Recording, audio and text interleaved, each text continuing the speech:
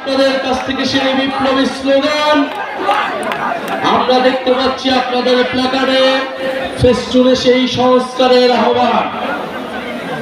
প্রিয় যশোরবাসী, জাতীয় নাগরিক পার্টি দেশ গড়তে জুলাই পদযাত্রা শুরু করেছে। যেই জুলাই পদযাত্রায় যশোরের সাধারণ মানুষ, যশোরের জাতীয় নাগরিক পার্টির নেতৃবৃন্দ, জাতীয় যুব শক্তি, শ্রমিক এবং ছাত্রবৃন্দ, আপনাদেরকে জানাই রক্তিম শুভেচ্ছা। আজকে আমরা এখানে এসেছি নতুন দেশ গড়ার আহ্বান জানাচ্ছি।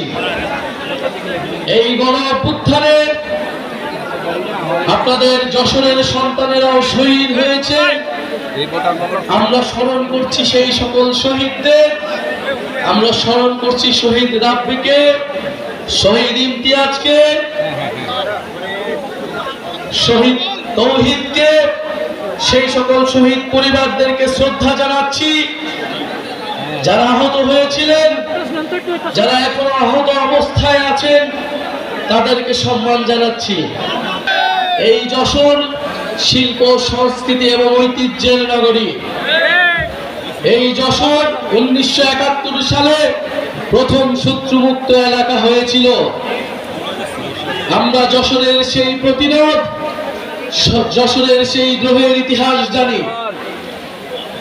আজকে যশোরে আমরা এসেছি আপনাদের সমস্যা, যশোরের যে সন্ত্রাস, চাঁদাবাজ, দখলদারের বিরুদ্ধে কথা বলতে।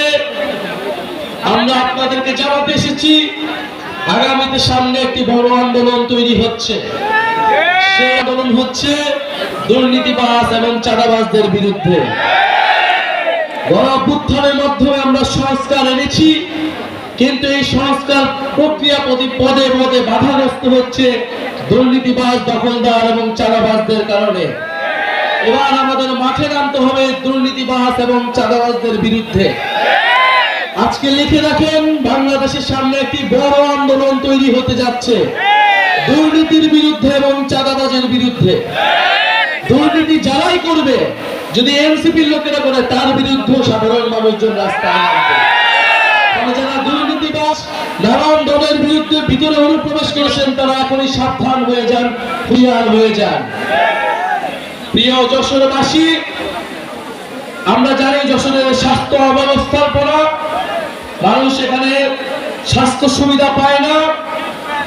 এখানে একটি করোনারি কেয়ার ইউনিটের কথা আমরা শুনেছি, যেটি অনেক বড় হাসপাতাল হওয়ার কথা থাকলেও সম্ভব হয়নি। মানুষকে এখনো খুলনা যেতে হয়, আরো দূর দূরান্তে যেতে হয়। আমরা চাই যশোরের মানুষ যশোরেই সেবা পাবে। আমরা চাই যশোরের মানুষ যশোরেই শিক্ষা পাবে।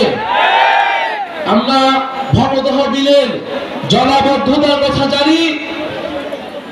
আমরা এই যশোর এলাকার জেলার যে জলাবদ্ধতার সমস্যা রয়েছে দীর্ঘদিন ধরে মানুষের ভোগান্তি হচ্ছে, সেই সমস্যার কথা জানি। গণ অভ্যুত্থানের পরে যে অন্তর্বর্তী সরকার এসেছে, যেই নতুন সময় এসেছে, যেই নতুন রাজনীতি এসেছে, আমরা চাই এই সময়ে এসে এই যশোরবাসীর দীর্ঘদিনের সমস্যা, দীর্ঘদিনের ভোগান্তি দূর হবে।